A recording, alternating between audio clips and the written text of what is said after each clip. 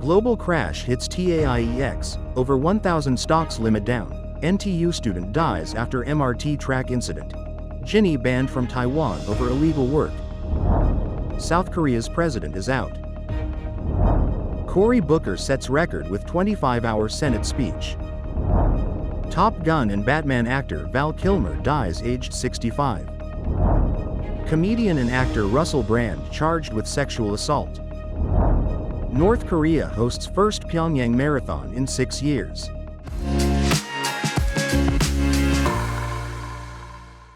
Hello, I'm Johnny. Thank you for joining us on Funday News. It's Monday, April 7th, World Health Day, and here are your top stories. In local news, U.S. retaliatory tariffs spark a global stock rout. After the Qingming break, TAIEX crashes over 2,000 points, down 9.7%, marking a record intraday drop.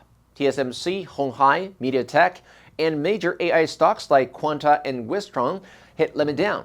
Futures also locked at limit down with over 1,000 stocks plunging. A 23-year-old married NTU student with a history of mental health issues was killed after climbing over the platform gate and entering the tracks at MRT Fuzhou Station around 6 p.m. yesterday. She was struck by an incoming train and pronounced dead after being rushed to the hospital. Prosecutors confirmed head and abdominal injuries as the cause of death. Korean streamer Jennie, known for her solo walk around Taiwan in 2023, was banned from entering Taiwan despite holding a cultural and artistic gold card.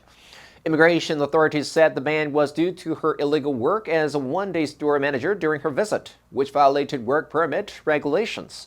She will be allowed to enter Taiwan again in 3 years. And in global news, paint cries ran out in front of former South Korean President Yoon Suk-yeol's official residence on Friday as judges of the Constitutional Court confirmed his impeachment. Thousands had gathered in support of Yoon at the rally, and these scenes were live-streamed to thousands more on YouTube, a platform popular not just with Yoon's supporters, but with the president himself.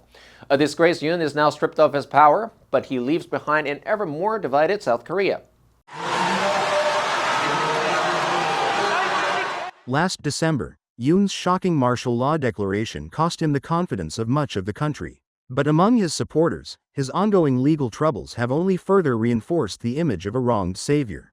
Many of them echo narratives promoted by influential right-wing YouTubers who support Yoon, that martial law was necessary to protect the country from pro-North Korea opposition lawmakers and a dangerously powerful opposition, and that Yoon's conservative party was a victim of election fraud. All this has culminated in a fringe movement that has become both more energized and more extreme, spilling out from behind computer screens onto the streets. U.S. Senator Cory Booker had broken the record for the longest speech ever delivered in the Senate. The New Jersey Democrats' marathon address, a symbolic protest against President Donald Trump, in which he warned of a grave and urgent moment in American history, ended after 25 hours and 4 minutes. Although it was not a filibuster, a speech designed to obstruct the passage of a bill, it still held up legislative business in the Republican-controlled Senate. The rules for such speeches require the speaker to remain standing and forego bathroom breaks. I rise with the intention of disrupting the normal business of the United States Senate for as long as I am physically able. The previous record was held by Republican Senator Strom Thurmond in 1957, spoke for 24 hours and 18 minutes against the Civil Rights Act. Booker began his address at around 7 p.m. local time on Monday evening and concluded at 8:06 p.m. on Tuesday. He filled some of the time by reading letters from constituents who said they had been harmed by President Trump's policies. The former presidential candidate also ran out the clock by discussing sports, reciting poetry, and taking questions from colleagues.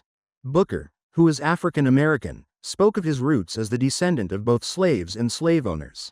Referring to segregationist Thurmond's record-setting address 68 years ago, he said, "I'm here because as powerful as he was, the people are more powerful."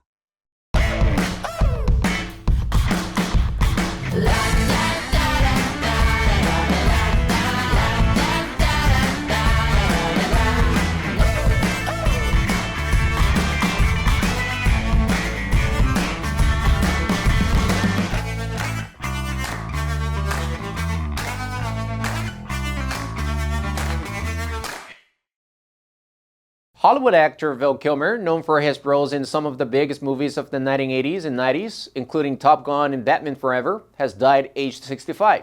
He also starred in 1991's The Doors, playing the legendary band's frontman Jim Morrison, along with the Western Tombstone and the crime drama Heat. Kilmer died of pneumonia on Tuesday in Los Angeles. His daughter Mercedes confirmed to U.S. media.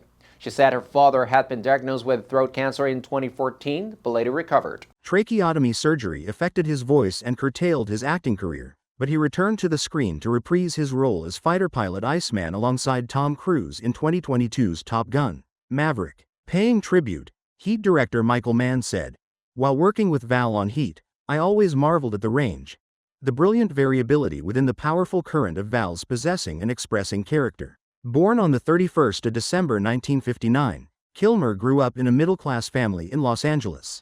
At 17, he became the youngest person at the time to enroll at the Juilliard School in New York, one of the world's most prestigious drama conservatories. Kilmer was also an artist, often creating paintings inspired by his film roles. Britain's Crown Prosecution Service said Friday that British comedian and actor Russell Brand has been charged with sexual assault. The Forgetting Sarah Marshall star faces 2 counts of rape, 1 count of indecent assault, and 2 counts of sexual assault. The chief Crown prosecutor for London North said on Friday these relate to reported non-recent offenses between 1999 and 2005, involving 4 women. Brand has previously denied the allegations, stating that all his relationships have been consensual. I've never engaged in non-consensual activity. I pray that you can see that by looking in my eyes. In a separate statement, lead investigator Detective Superintendent Andy Furphy from the Metropolitan Police said, "The women who have made reports continue to receive support from specially trained officers." He added that the investigation remains open and that detectives are asking anyone who has been affected by this case, or anyone who has any information, to come forward and speak with police. The charges follow an investigation that began in September 2023 after the Sunday Times newspaper and British broadcaster Channel 4 reported allegations that Brand had sexually and emotionally abused 4 women. North Korea on Sunday held its first Pyongyang International Marathon in 6 years, welcoming foreign runners to the reclusive country that had largely closed its borders during the pandemic. Athletes from China, Romania, and other countries arrived in North Korea to participate in the event. About 200 travelers entered Pyongyang, and runners from overseas practiced at a hotel in the city ahead of Sunday's race. Simon Cockrell, general manager at Beijing-based Cory Tours, shared images of the streets and a recreational area in Pyongyang on his Instagram account. Cory Tours is the official partner of the Pyongyang Marathon, assisting with the sign-up process for international visitors to the event.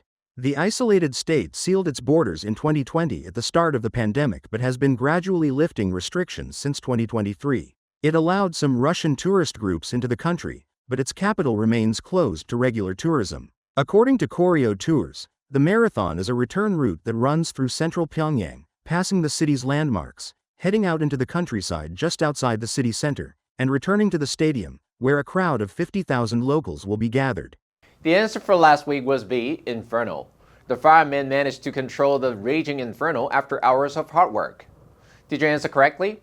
Now let's dive into today's news. Top Gun and Batman actor Val Kilmer dies aged 65. Number 1, legendary, 传奇的. The legendary athlete broke several world records during his career.